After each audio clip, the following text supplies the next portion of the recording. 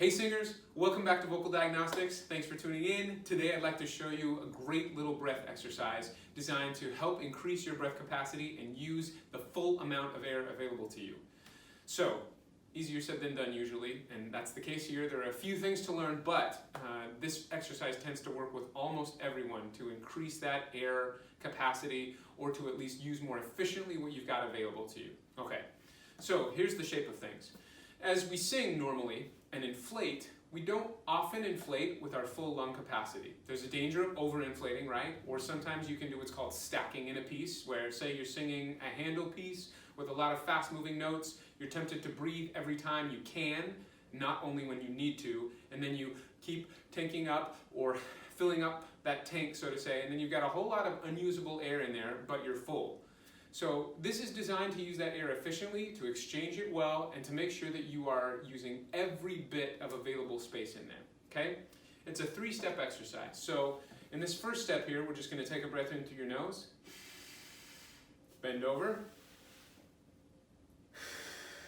and let it out. Okay, it's a 3-step exercise. So what we're gonna do first is bend over. You're gonna take a breath in through your nose. You're gonna hold it, then you're gonna let it go. And it's okay if these are loud. And the second one, the same way. In through the nose, hold it, exhale. Third one's a little different. I'll talk you through this step, okay? Here we go. In through the nose. Hold it, sit up, swallow, breathe in again, and let it out.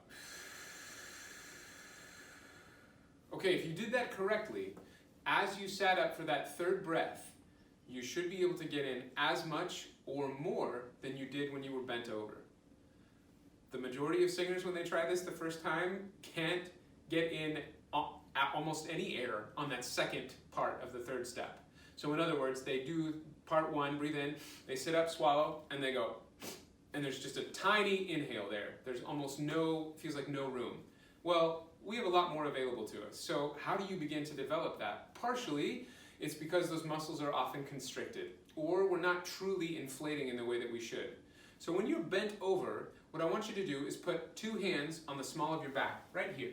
Okay? You're just gonna breathe in. Do you feel expansion? Do you feel motion? Or does everything stay pretty rigid and tight and remain stationary? If so, you're locked. We need to be able to inflate there too. In essence, when we bent over, we've collapsed part of our lungs, so another part should be able to inflate as we're putting pressure on some of the other areas, right? And remember, the lungs are teardrop shaped. We can't really isolate the parts that we want to compress or inflate. It should just inflate fully, and then we disperse the air, right? As you're bent over though, you are sort of putting pressure in a weird way, so other areas that can move should be able to expand. Okay, that's the shape. Now, when I was first introduced to this exercise, I kid you not, I would sing a certain phrase and I kept running out of air. It was the Schubert song that I was working on. For those of you who know Du bist die Ruhe, it's a very tricky song for many reasons, but I kept running out of air on those phrases. So I started doing this exercise, and after about a week, I found that not only was I able to last through the end of the phrase, by the end of 2 weeks, I was almost at double capacity for how long I could sing a phrase. Now, of course, I got more efficient with the use of my air, which is the other part of the equation, but I started to learn how to fully inflate, okay? So that's the shape. Let's do it one more time together just to cement that in, okay? So first thing, we're gonna bend down and hang. Breathe in through the nose. Hold it. Remember to feel that inhalation go right, almost feels like it goes right through your back here. It inflates back there, okay? Let it go. Hang the head, stay relaxed. Another one in through the nose. And let it out. Okay, here's the third one. This is the different one. Here we go, in through the nose. Sit up, swallow, in again. Now on that third breath, the second part of the third breath, you should feel really full. You should feel buoyant, like you're just a little buoy out there bobbing in some body of water. It should feel like you have no more room to fill. Right? You're at full capacity. Okay, so when we're singing, again, we know that there is such a thing as overinflating. I can go, and then I have to hear a rush of air before I can start to really phonate with any sort of, efficiency. We're not asking for over inhalation. We're not asking to overinflate. We're just trying to fill to full capacity so that we can then turn that air around and pressurize it and use as much as we have available. Okay, that's the first part of the equation. So this little exercise is a really handy one to do. I love to do it in the morning. It's a great way to wake up. It's a great way to expand that capacity. You'll find after you do this, as you walk around and breathe, you'll be aware of inhalation in different ways. Maybe some of your teachers or coaches have talked about feeling like there's an inner tube, a full inhalation all the way around your body.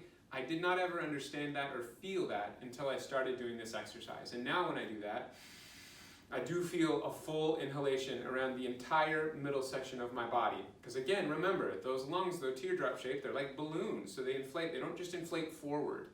Often when we see singers breathe, we see only this. We see that little protrusion right in front, but no movement in the back or in the sides. That's not right.